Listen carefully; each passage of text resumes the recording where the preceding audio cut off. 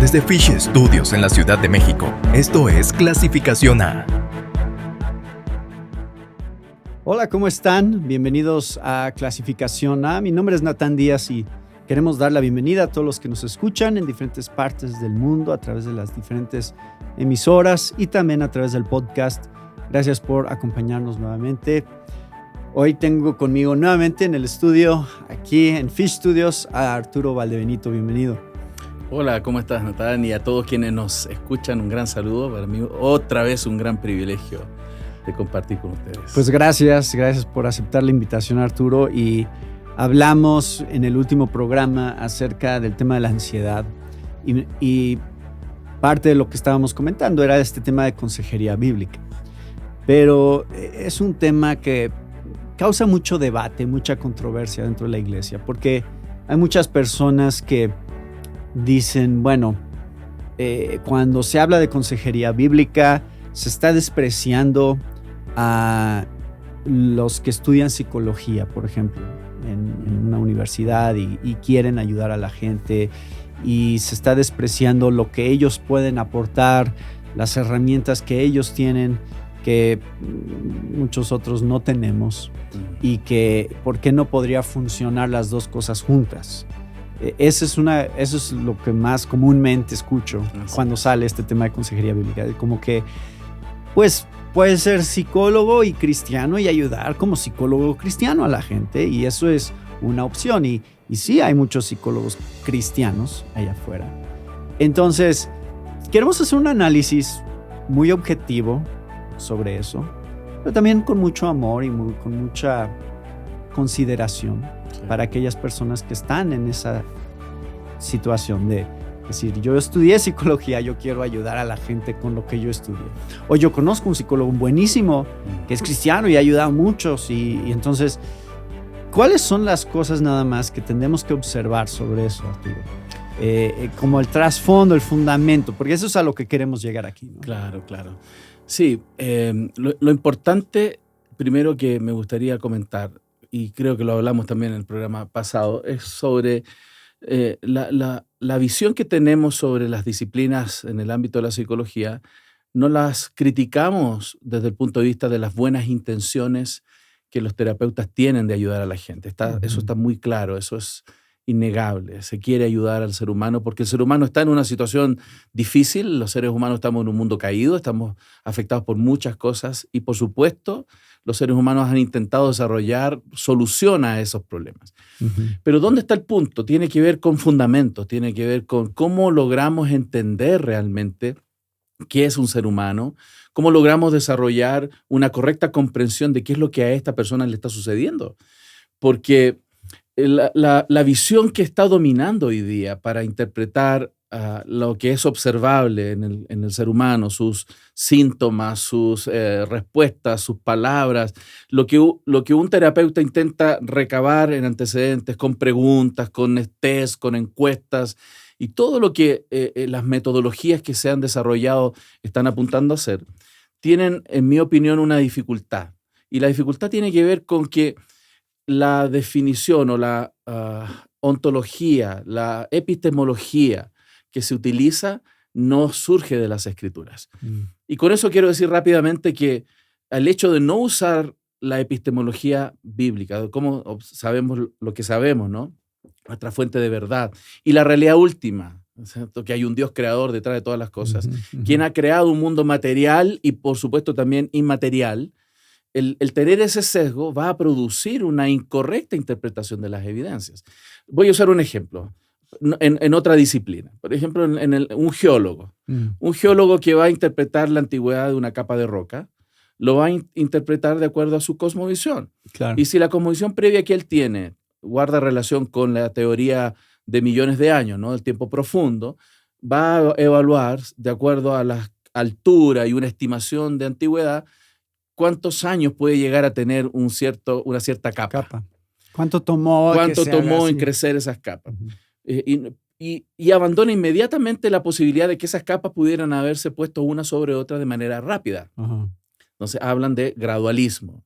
Entonces su cosmovisión interpreta las evidencias actuales. Entonces algo similar va a pasar con aquel terapeuta que se acerca a un ser humano, está observando ciertos comportamientos, síntomas, pero él tiene unos lentes seculares. Y la teoría evolutiva es el paradigma en ese sentido en el ámbito de psicología. De hecho, la psicología evolutiva, que es la base fundamental de diferentes áreas de psicología, ahí están los principios fundamentales. Definen que el ser humano es un animal, ¿cierto?, evolucionando en una realidad absolutamente material, en un sistema cerrado, donde no hay una interacción divina que puede obrar, ¿cierto? Nosotros somos simplemente, en el extremo, simplemente reacciones químicas, materia y energía. Esa cosmovisión va a llevar a una interpretación. Entonces, si yo no tengo una correcta interpretación de la situación, voy a llegar a conclusiones erradas. Y si mis conclusiones son erradas o con un sesgo, con una falta, mi tratamiento, mi intento de ayudar a la persona va a tener problemas también. Lo mismo piensa en el caso de un médico, un médico general. Él necesita estudiar biología, necesita estudiar el cuerpo humano, necesita conocer muy bien, lo más posiblemente, el ámbito biológico, porque él va a abordar el asunto biológico.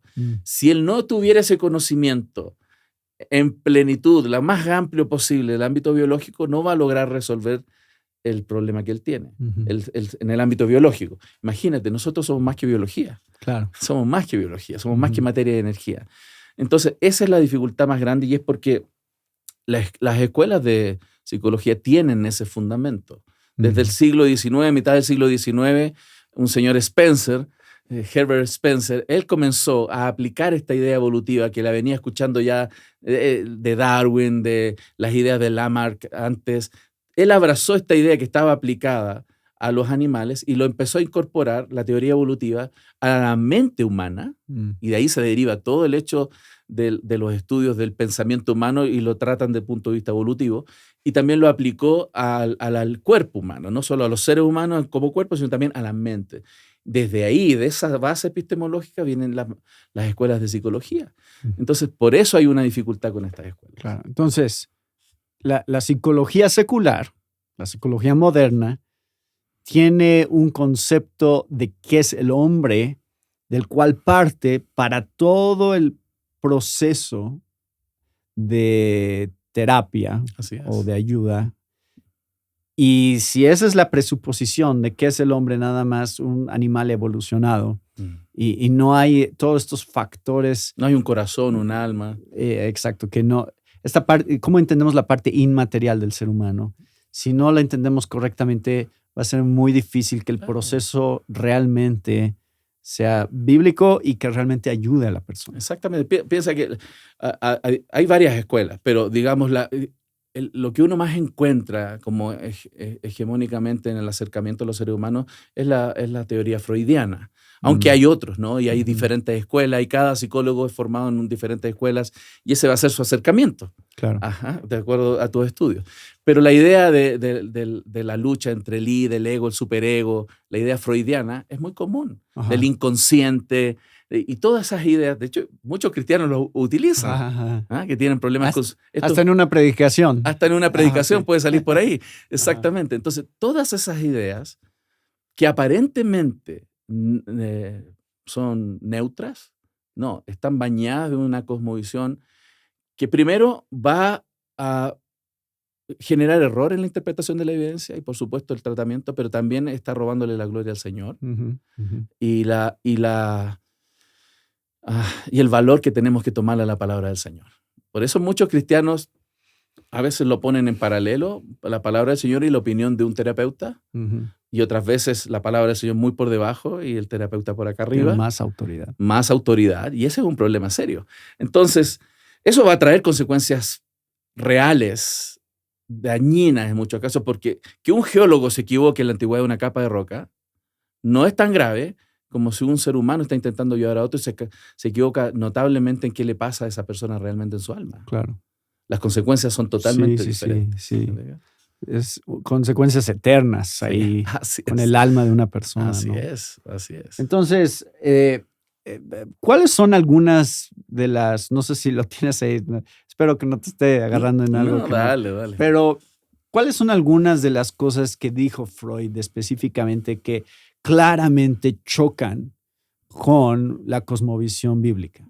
Ok, una de las cosas más, creo yo, más fundamentales en la mirada errada que tiene Freud en este sentido, es que hay un ser instintivo, ¿cierto? Que es el id, y existe un superego que está reprimiendo, y eso genera la neurosis, ¿no? La frustración, y que este ser instintivo soy el verdadero yo, el verdadero ser, y que es, como es animal instintivo, por lo tanto, como es natural, es válido. Entonces, el problema es que toda la reglamentación externa debe ser quitada en ese concepto. Entonces, Claro. si yo tengo, como él decía, ¿no? Un bebé, todo lo reducía a temas sexuales. Si un bebé, un niño pequeño, ¿cierto? Tiene atracción por su madre, quiere tener, él decía literalmente esta idea de tener sexualidad con su madre, su padre era el enemigo para ese niño. Entonces ese niño va aprendiendo mientras crece que eso no está bien. Entonces, imagínate, si esa mirada del ser humano la generalizamos, la liberamos, cualquiera haría lo que quiere. Claro. Todo su instinto. Todo es permisible. Y para cualquiera de los que escuchamos, si fuéramos honestos, lo que nosotros hemos pensado y sentido y querido hacer en nuestro corazón es horrible. Claro. Entonces contrapone inmediatamente la idea de que somos pecadores porque Él valida el hecho de que seamos así. Para Él eso es normal, eso es natural, no es malo. Entonces se contrapone inmediatamente. Estaríamos permitiéndole a una persona pecar abiertamente en contra de la ley de Dios, condenándolo al infierno directamente porque no se va a encontrar nunca un pecador. El problema no soy yo, el problema es mi entorno. Claro. La culpa la tienen otros. Claro. La culpa no la tengo yo. Eso es lo que normalmente escuchamos de los terapeutas y psicólogos. Es que lo que te hicieron de niño, es que lo que otros infligieron sobre ti, eso es lo que está provocando tus problemas. Uno lo escucha en las mesas de reuniones de los políticos. ¿Cómo resolvemos el problema de criminalización en la sociedad? ¿Cómo ayudamos a estas personas que asesinan, que matan, que roban? Si ellos no son culpables, dicen. El problema es que la sociedad les falló. Sus padres le fallaron. Todo el mundo le falló. Ellos son pequeñas ovejitas, víctimas de la situación. Totalmente opuesto a lo que dice la Biblia. Claro. No hay ni uno bueno. Todos somos malos. Ignora la verdadera condición del corazón humano, de tener una naturaleza pecaminosa. Así es. Y de que Dios nos sostiene responsables a todos. Así es. Por nuestro pecado. No tenemos manera de excusarnos y decir, bueno, es que... Claro, no podemos negar que el ambiente, el entorno va a presionar la realidad de lo que somos. Sí, nos por dentro. afecta. Nos va a afectar, pero no es determinante. Claro. No es determinante. Ahí es donde el evangelio sí es determinante. El evangelio cambia, el evangelio transforma, el evangelio renueva. Pero si dejamos esa libertad del corazón humano como algo válido, esa autonomía del corazón humano como algo válido, la autonomía del pensamiento, la autonomía del corazón, eso va a ocasionar una destrucción de toda nuestra cultura, de toda nuestra sociedad. Y realmente es lo que estamos viendo, porque lo que está dominando hoy día es esta idea de que tienes que ser tú mismo. Sé tú mismo. Sí. El tú es lo que eres por dentro, lo que sientes. ¿Cierto? Sí, y el concepto que nos muestra la Biblia de engañoso es el corazón más que todas las cosas, normalmente es completamente ignorado y se piensa al revés. Exacto. Exactamente, que tu corazón debe de ser tu guía, que tu corazón es lo que debería de determinar tus decisiones. Así es. ¿Qué es lo que realmente quieres? Así es. La música, los dibujos animados, las películas para los niños, todo está apuntando en la misma dirección. Sé tú mismo, lo que tú eres por dentro, eso es lo valioso. El problema está afuera. Entonces, en ese sentido es totalmente opuesto a lo que la palabra del Señor nos dice. Y fíjate las implicaciones que estamos viendo hoy día, ¿no? Donde la sociedad se está destruyendo justamente porque no existe esta regla universal que rige a todo por un dador universal de la ley que nos dice qué es lo que debemos hacer, sino que cada uno se vuelve ley a sí mismo en base a sus propios sentimientos. Entonces, ¿dirías tú que, por ejemplo, todo este tema de la ideología de género y todo lo que se ha venido desarrollando sobre variedades sexuales para cada persona, tiene su raíz en una psicología Sí. secular que se ha venido trabajando Correcto. y fomentando a lo largo de los años. Absolutamente. Es una antropología secular basada en la teoría evolutiva y es en esta lucha bueno, hay diferentes escuelas, pero ahí está el fundamento, claro.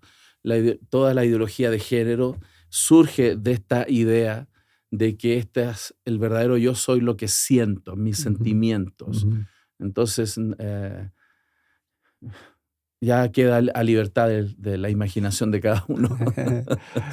Bueno, entonces, Arturo, alguien está escuchando esto y dice, yo soy psicólogo. Yo estudié psicología en la universidad. ¿Qué le diríamos? Es creyente, quiere ayudar a la gente. ¿Cómo es que alguien puede modificar o adaptar lo que ellos saben de la psicología para realmente ser bíblicos en cómo ayudan a la gente? Bueno, lo primero que diría, te vas a reír, que venga la conferencia de consejería bíblica el próximo año aquí en México con Natán Díaz. Bueno, vamos a tener una. Claro, pero fuera de broma, en realidad es eso, que amplíe su conocimiento, que el conocimiento que tiene lo amplíe en un sentido de acuerdo a la antropología bíblica, porque lo que él aprendió es la antropología ese secular. Es el fundamento. Claro. De ahí partimos. Ahí partimos. Nuestro presupuesto es fundamental.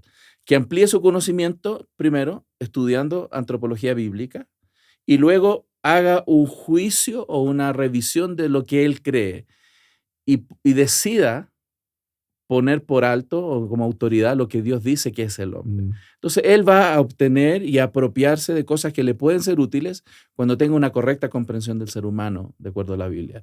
Porque hay buenas metodologías de toma de datos, test, preguntas, son muy buenos. De hecho, es muy probable que aquel, por ejemplo, psicólogo que ha estado trabajando con depresión postparto, que ha tenido decenas o centenas de entrevistas con mujeres, tiene una cantidad de información súper valiosa, que lo más probable es que yo ni tú tengamos nunca en nuestra vida. Sí. Entonces, él tiene una cantidad de información muy necesaria. Y si después él tiene los lentes correctos para interpretar esas evidencias desde una mirada bíblica, va creo yo, a tener muchísimas ventajas para poder ayudar bíblicamente también hablando a aquella persona. Entonces sí puede ayudar a la gente. Sí. Sí hay manera de que alguien que ha estudiado psicología pueda realmente ser útil en el reino de Dios. Va a tener que revisar sus creencias, va a tener que revisar lo que aprendió, pero no significa que todo lo que aprendió tiene que botarlo a la basura, decir, ¿para qué estudié esto? Me ha tocado compartir en entrenamientos de consejería bíblica frente a jóvenes o profesionales del ámbito de la psicología, y yo veo su rostro en los primeros módulos y yo sí, digo, me imagino. ¿se lo llevo o te lo envío? ¿No? Así, yo creo que me quieren mandar al cielo de una. Pero después de avanzar y reflexionar y exponer el texto, exponer las verdades bíblicas, uno va viendo cambios, pero se van al otro extremo, es decir, ¿para qué estudié? Claro. No sirvo para nada. No, o sea, tienes una ventaja muy grande porque puedes llegar fácilmente a las personas.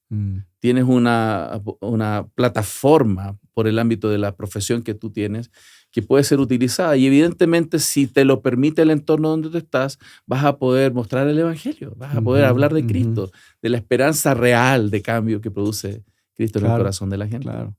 Entonces, la clave es que sea creyente para que diga, ok, la Biblia es realmente mi autoridad. No todo lo que yo estudié en la universidad, sino la palabra de Dios. Y la palabra de Dios realmente es lo que es suficiente. Correcto. Todas las demás cosas nada más son estas herramientas adicionales que no son el fundamento, no son la base de la metodología. Así es. Y creo también que hay un área que tiene que ver con el consejo sabio que la Biblia da para la vida. Porque por supuesto apunta a Cristo y al Evangelio y a la salvación de las almas, pero también hay muy buenos consejos para la vida. Lo que ha generado estas escuelas, que se han venido separando de la concepción correcta del ser humano, es que después terminan dando, no solamente no alcanzan a resolver un problema, sino que también pueden llegar a producir malos consejos. Malos consejos para la vida. Por lo tanto, tener correcta comprensión bíblica puede llevarnos a ese profesional a dar buenos consejos que van a ser diferentes a los que quizás tenía desde la escuela que estudió. Sí. Entonces, la teología es nuestro verdadero fundamento para aconsejar. Bien. Nuestra teología es lo más importante que podemos tener correcto. Correcto. O sea, profundizar en nuestra teología, entendimiento de las escrituras, eso es lo que realmente nos da la capacidad para ayudar a otros. Justamente. Una correcta ontología, Dios como la fuente de todas las cosas, una correcta epistemología, de dónde obtenemos la verdad, y la ley de Dios para saber cómo debemos comportarnos en la vida. Y una antropología. Sí, correcta. ahí va a estar todo eso con la antropología, sin duda. Muy bien. Entonces, Arturo, bueno, ya mencionaste, vamos a tener estas conferencias el próximo año de Consejería Bíblica. Ya estaremos dando más información a través de Clasificación A, pero también libros. Ya lo mencionamos en otro programa, pero vale la pena ahorita mencionar nuevamente algunos libros que sirven de guía y fundamento para la Consejería Bíblica. Me gusta mucho un libro que se llama La Consejería, de John MacArthur, que es un compendio de diferentes autores que creo que dan una muy buena información introductoria y incluso bien práctica para cómo acercarse a las personas, cómo interpretar la información, etcétera, etcétera. Eso es un muy buen libro. Me gusta mucho también el libro de Tripp, Paul Tripp, que es Cómo cambia la gente, ¿cierto? Ese libro es muy bueno, que también lo recomiendo mucho. Y de Jay Adams, todo lo que pille. Jay Adams tiene como 50 libros, ¿no? Sí, hay uno grandote que es el Manual de Consejero Cristiano, Capacitados para Orientar. Yo he tenido la posibilidad de poder leerlo y la verdad que han sido muy útiles para poder ayudar a las personas. Y Editorial Levi ha estado publicando mucho sobre consejería bíblica últimamente, ¿no? Ellos tienen un grupo grande de pequeños libritos por áreas, tienen libros de fundamento teológico, tienen libros de teología práctica, o sea, cómo llevar y ayudar a las personas, así que usted visite la página y va a encontrar muchos buenos recursos de Editorial Levi. Y una pregunta más, Arturo, en tu iglesia, ¿cómo desarrollaste un ministerio de consejería dentro de la iglesia? Porque esa es otra parte de todo esto. ¿Cómo la iglesia puede, de hecho, tener un ministerio de un centro de consejería? Lo que hicimos nosotros en la iglesia desde que empecé a estudiar consejería, comencé rápidamente a traspasar lo que aprendí a la iglesia. Entonces yo generé lo que llamamos Track 1, que es un curso de 30 horas, y como lo estudié, lo aprendí, lo empecé a enseñar, lo hice metódico en la iglesia. Una vez por año en la iglesia local yo enseñaba el Track 1. Fuera del culto, por supuesto, fuera de la iglesia el domingo, había un curso en la semana y siempre motivando a todos a ser consejeros. No necesariamente a certificarse, pero aprender los fundamentos. Recurrentemente todos aprender fundamentos. Y lo que fui detectando en el tiempo es que muchos de esos hermanos comenzaron a apasionarse por la realidad de lo que significa ayudar a otros bíblicamente. Entonces ellos comenzaron a avanzar, estudiar, Track 2, empezaron a leer libros, etcétera, súper motivados, y después empecé a generar grupos de práctica que observaran consejerías que yo daba. Con la autorización del aconsejado, los más, diríamos, adelantados en conocimiento y pasión por ayudar a sus hermanos, fueron a observar consejería y ellos comenzaron después a aconsejar. Eso como pastor de iglesia me ayudó mucho porque empezamos a descargar trabajo que uno tiene, la carga del peso pastoral. Pero es hermoso ver que después los hermanos van a otros a pedir consejo. Eso es poco a poco, en un proceso de varios años, pero generando la cultura de cuidado. Eso es. Y esto abre muchas oportunidades de ministerio dentro de la iglesia. No nada más dentro de la iglesia, sino hacia afuera, ¿no? Sin duda. Así es. En mi caso me ha tocado ir a enseñar en otras partes y hermanos de nuestra iglesia también ya tienen... Es como que Dios les permite especializarse, ¿no? Es como decir, ok, yo voy a estar trabajando más en ámbitos de matrimonios, yo voy a estar trabajando más con jóvenes, con mujeres. Entonces eso es muy lindo porque ellos se apasionan por ayudar grupos específicos dentro de la iglesia también. Y eso es muy bonito. Sí, buenísimo. Y bueno, nosotros estamos en ese proceso ahorita, aquí en nuestra iglesia, en el proceso de entrenamiento de los diferentes miembros para que puedan aconsejar a otros. Y es algo que estamos impulsando en general en México. Entonces, tú probablemente vas a estar colaborando en todo eso. Si Dios permite. Solo un consejo. Creo que una de las cosas que más desafía a los que estudian consejería es presentarle casos. He estado enseñando en un seminario, hice toda la base teológica, fundamento, etcétera, un semestre, y un segundo semestre fue solo casos, donde les leía un caso y le dije, ok, dígame. Ahora, ¿qué hacen? En la primera sesión? ¿Qué texto va a usar? Este pastor. Ok, ¿y por qué vas a usar ese texto? Y empezar a dialogar cómo enfrentas situaciones reales. Claro. Eso de verdad es muy útil. Bueno, buenísimo. Gracias, Arturo, por acompañarnos otra vez y hablar de estos temas tan importantes para la iglesia. Gracias por la invitación. Y también gracias a todos los que nos acompañaron con otro tema de interés para la familia de hoy. Se despide de ustedes, Natán Díaz. Esto fue una producción de Fish Studios. Para más información visita clasificaciona.com.